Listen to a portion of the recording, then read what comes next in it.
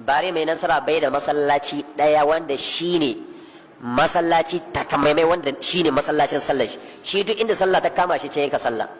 Hanya gade bukoki kun san kullum da dare nan yake hucewa, kuma shi kadai yake hucewa nan fabekin nan yana mishi shaida.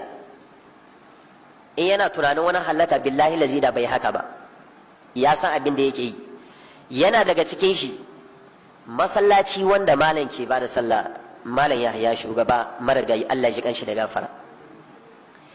Lokacin da ya kiraye ya zo in bare ya tashi a'aunawa yake, yana da ka'ima ta masallatan Nyamai wayanda sati kaza masallaci kaza zai je sallah, kuma bai faɗa muku. Sai dai kaga mota ta tsaya da dan gardi biyu haka ko hudu, kaga kawai ya hito ya shiga ai sallah, ana gama sallah ya kama hanya ya tai. To shine shi kahin malam ya zo akwai wanda ya tashi sai ya ta bayani. To lokacin da ya ta bayani kuma ana rikicin da na convention da ake ta gai a ce ai shugaba gashi kaza kaza kaza. Kawai sai malami ya tashi ya ta bayani ya tsananta kuma kwarai, ya ce wannan shugaba ya kamata a yi addu'a ta korar shi kaza kaza. Ka san wani shi da ya ji abu, shi wani da ya ji abu kawai sai ya hisba addu'a kowace iri ce, ya son mutum ya hallaka.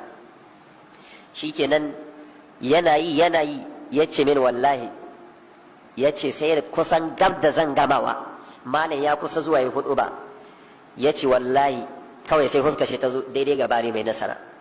Sun yi ido hudu sai bare ya duke haka, ya ce min wallahi shi daga nan sai ya je ya ce wallahi malam ni da a ce zan iya bada miliyan guda in barce daga nan, ya ce da na yi. Ya ce wallahi ba wai tsoro ba, a'a ya ce kunya ce abin, ya ce wai shi ne kuma nan kuma mu ahli sunna ana ta zagin mu ga lokacin, wallahi shi ne. Ya ce kuma na yi mamakin lokacin da ya zo, ya ce ya zo tun da farkon lokaci, ya ce lallai da ya zo ya iske kamar polis biyu haka garda biyu, ya ce amma bai zaton bare ne ba. Sai da sun ka gama malam ya zo an kai hutuba an kai sallah, shi malami yana can gehe, bare ya taso da kanshi ya gaisa da shi, ya zago envelope ta kuɗi ya bashi, ya ce mai wallahi malam abun da ka gai gaskiya ne, kuma a ci gaba da wayan ma mutane da kai. Ya ce kuma ya koma jin kunya.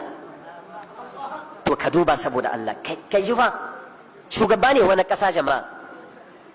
To billahi lazi wannan mutum har yanzu shi mutum ka gai abin da ke cikin zuciyarka.